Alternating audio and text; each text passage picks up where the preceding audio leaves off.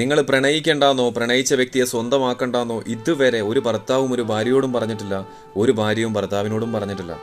പറഞ്ഞതെല്ലാം എൻ്റെതായതിനു ശേഷം അത് പാടില്ല എന്നാണ് പറയാൻ കാരണം. അത് അത്രയും ചെറ്റത്തരമായതുകൊണ്ടാണ്. അല്ലെങ്കിൽ നിങ്ങൾ എന്നെ ചിന്തിച്ചു നോക്കും. കല്യാണത്തിന് മുമ്പ് ഭാര്യയ്ക്കുണ്ടായിരുന്ന പ്രണയം കല്യാണത്തിന് ശേഷവും ഭാര്യ ഭർത്താവ് അറിയാതെ കൊണ്ടു നടന്നു എന്ന് അറിയേണ്ടി വരുന്ന ഭർത്താവിൻ്റെ അവസ്ഥ. അയാൾ ഓരോ കുറിയും അവളെ ഭാര്യ എന്ന പോലെ പരിഗണിച്ച് അവളെ തൊട്ടപ്പോഴും അവൾ അതിനെ അനുവദിച്ചിട്ടുണ്ടാവുക കാമുകനെ മനസ്സിലർപ്പിച്ചിട്ടായിരിക്കൂലേ? ഇത്രയ്ക്കൊക്കെ ത്യാഗം ചെയ്യേണ്ട കാര്യമുണ്ടോ? ഇന്ന് നിങ്ങൾ കാണിക്കുന്ന ഈ വീറും വാശിയുമൊക്കെ കല്യാണത്തിന് മുമ്പ് കാണിച്ചിരുന്നെങ്കിലോ നേടിയെടുക്കാമായിരുന്നല്ലോ. അതും പോരാഞ്ഞിട്ട് എന്നിൽ നിങ്ങൾ കണ്ടെത്തിയ കുറ്റങ്ങളും തെറ്റുകളും എൻ്റെ വീട്ടിൽ പറഞ്ഞ് നിങ്ങൾ എന്നെ ഉപേക്ഷിക്കണം, ഒഴിവാക്കി തരണം. അങ്ങനെ സംഭവിച്ചാൽ എന്നെയും എൻ്റെ കാമുകനെയും എൻ്റെ വീട്ടുകാർ ഒന്നിപ്പിക്കും.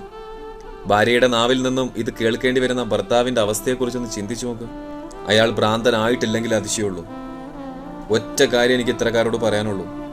നിങ്ങൾ സന്തോഷിക്കേണ്ട, നിങ്ങളുടെ സന്തോഷത്തിന് പ്രസക്തിയില്ല എന്ന് ആരും പറയുന്നില്ല. എന്നാൽ നിങ്ങൾ കണ്ടെത്തുന്ന സന്തോഷം മറ്റൊരാളുടെ സങ്കടങ്ങളിൽ നിന്നായിരിക്കരുത്.